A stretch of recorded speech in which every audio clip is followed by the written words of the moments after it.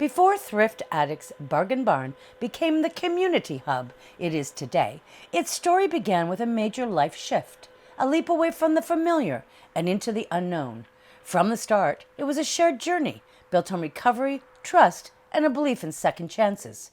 What emerged wasn't just a new way to make a living, but a new way of seeing value, seeing people, and rebuilding with purpose.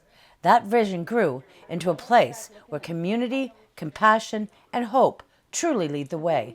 I've been working jobs that I can't stand for decades. And I got to the point where I was dreading going to work. Like I was mentally drained, and it was nothing against the job, it just didn't fit me. So I decided to take the chance and quit 4 years ago.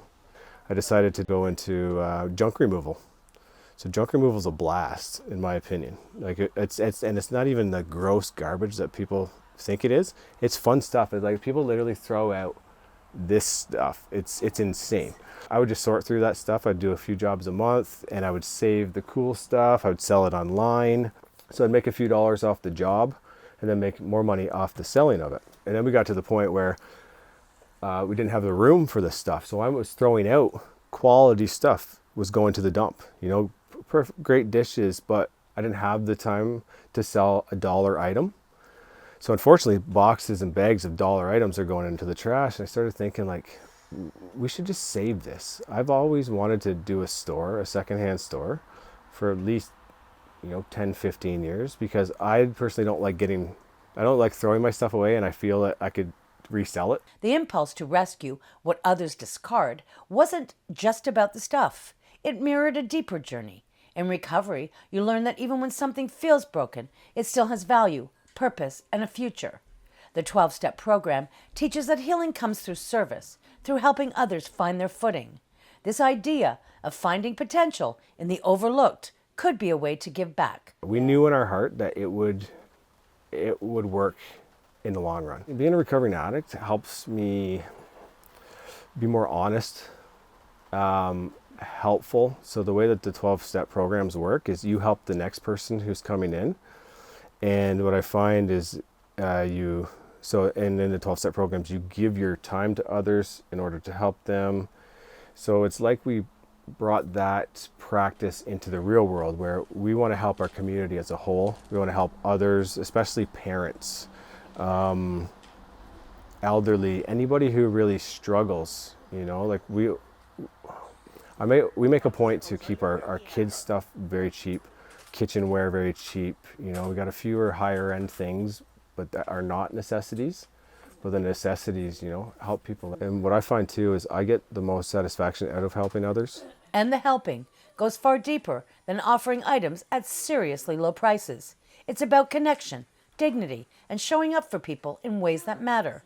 Because the real heartbeat of Thrift Addicts is the people who walk through the door, their stories, their struggles, and their moments of honesty and hope, creating a space where people feel seen, supported, and never alone. The most joy that both of us have gotten is when people come up and they, share their story with us. I think it just helps people release, or if they felt alone with it, right? It's kind of like being an addict. You feel so stigmatized. Like if you've lost someone to suicide or to overdose, or you're struggling yourself, you're alone. So Recovering Out Loud really breaks that stigma down.